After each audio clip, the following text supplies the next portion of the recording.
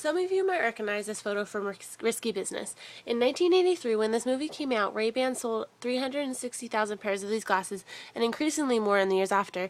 This is just one of the many examples of product placement that I will share with you today. Product placement is nothing new, as there are many examples that date back to the late 19th and early 20th century. In the book, Branded Entertainment, Product Placement and Brand Strategy in Entertainment Business, it says, the whole history of cinema is marked by representative examples, and that is why today I'm showing you many of the examples of this type of advertising. In every sort of media, books, movies, video games, television shows, and sports. Specifically today, I'd like to talk to you about this huge money-making business in movies, television shows, and video games. In almost any movie, you'll see a product placement. Unless you are really looking for it, you may see a logo without even noticing why it's there. This avenue of media is by far the most affected by this business. The earliest examples of this type of product placement were for candy, including Hershey's Chocolate, Lifesavers, and chewing gum. One of the most famous product placements in cinema was E.T., where the famous extraterrestrial snacked on Mars brand Reese's Pieces. E.T. also was a great example of a movie with product placements, or multiple product placements, which is very common in today. Product placement in current media ranges from everything, including expensive cars and fast food restaurants. After the release of this movie, Hershey candy made 65% more of what they were making before E.T. The statistic was released by People magazine. Other movies have product placement as a main feature. One of these is Harold and Kumar Go to White Castle, which sets up the fast food chain White Castle. The most popular of its kind is Toy Story. Toy Story used a band of common toys as the main characters in this film. Included would be Slinky, Mr. and Mrs. Potato Head, and Etch-a-Sketch. As said by a marketing consultant, this would be a killer deal. How could a kid sitting through a 1 hour movie with an army of recognizable toy characters not want one?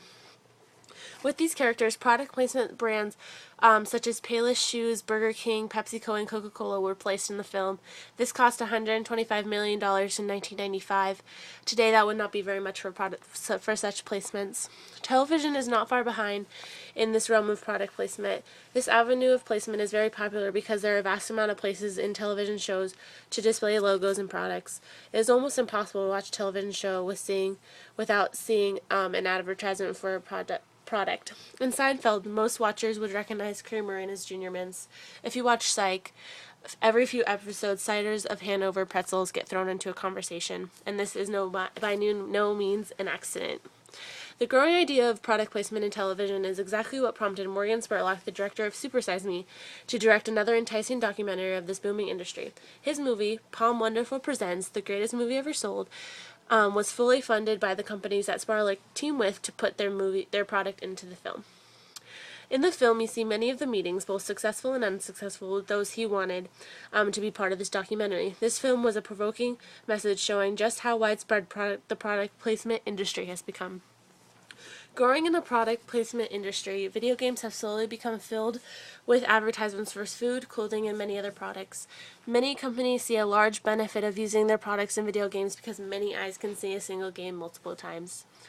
Another benefit seen in video game product placement is that many games are very realistic, making them more appealing by the user.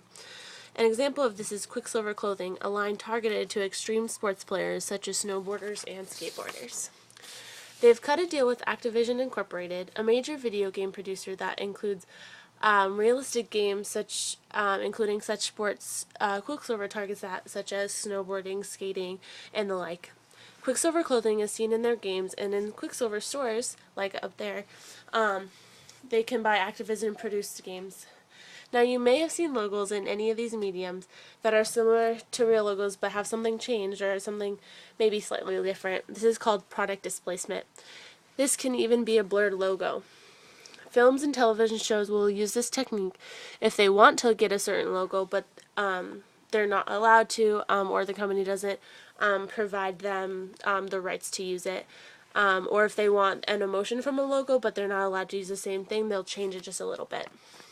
It is important to know and to be aware of how much media and advertising affect us as viewers of TV, movies, and video games. Whether we acknowledge it or not, product placement is in everything we watch, and it's a huge business. And this is my 20th slides. I'm not sure how I'm going to wrap it up yet. I want to make something original and creative, but I'm not sure yet, and so I haven't written out what I'm going to do, and I'm not sure, since I haven't written it out, what picture I'm going to go with it. Awesome. Thanks. And there's my credits.